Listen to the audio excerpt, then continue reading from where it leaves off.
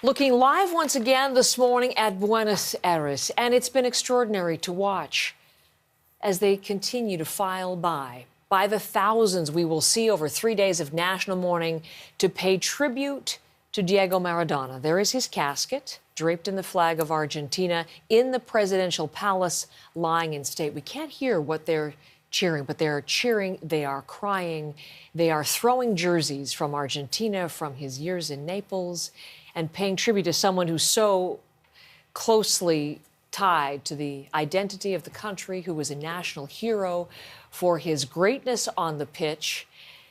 Nobody forgetting the flaws in his life away from soccer, the addictions, and the many personal struggles, but they are remembering him as someone who was one of the greatest figures ever in their history and paying tribute to that, and particularly to the 1986 World Cup win. So it's been extraordinary to watch the scenes in Buenos Aires and to see the tributes, but it's not just there. There's the outside of the palace, by the way. The years he played in Naples, they are also remembering there. Here's some scenes from earlier this morning. They're already talking about renaming that stadium.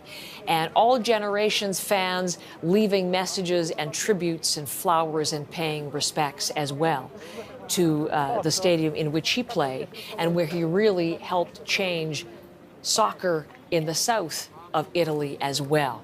Napoli, perhaps not as glamorous a club as Turin or as Rome, but he made it so when he played for that particular football club. I mention Rome because all of Italy really is thinking about Diego Maradona, and Megan Williams is live right in front of Rome Stadium for me.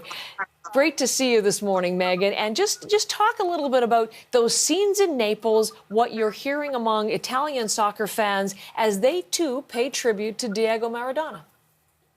Well, you know, as you say, Heather, Maradona is being mourned all over the world, especially in Argentina and in Italy, and nowhere more passionately than in Naples, which is the team that he played for much of the 80s into the early 90s.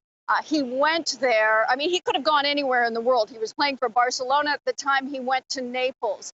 And in many ways, that city reflected who he was. He came from a poor family. He was theatrical. He was mischievous. He was incredibly talented. And he was human. As you mentioned, he had struggles with drug addictions even before coming to Naples. He was a larger-than-life, incredibly talented player.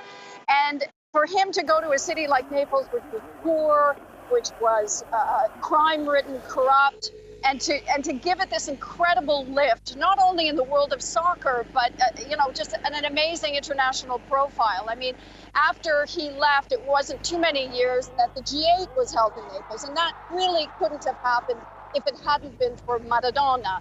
And, you know, he's known in Italy as a geniale player. He's a genius player. And in many ways, the style of his playing reflected an Italian imagination, if you will, the incredible creativity on the field. He was one of the few players, I mean, soccer obviously is a team sport, but he was one of the few players who could make a game all by himself. And he was also a player who was targeted very much in the way that Wayne Gretzky was in hockey. He was so talented that he was targeted by other players who would trip him. And he was incredibly fair. He was incredibly balanced about that. He never overreacted. He had, you know, a very happy character. And I think the most amazing thing about Maradona is not only those games, but watching him in practice. And players who played with him said, you know, the world saw just a tiny sliver of Maradona's title. Like, so much of that joie de vivre and the love of the game came out in practices where he just did amazing acrobatic moves. And it's such a loss to Italy and Naples. And to soccer, too, tributes from current players and, as you say, from all around the world, that energy, that talent, people remembering. And, Megan, thank you so much for telling us about what's happening in the remembrances in Italy. Back to the live shots again in Buenos Aires as you see the people file. It's been, I would say, 99% men.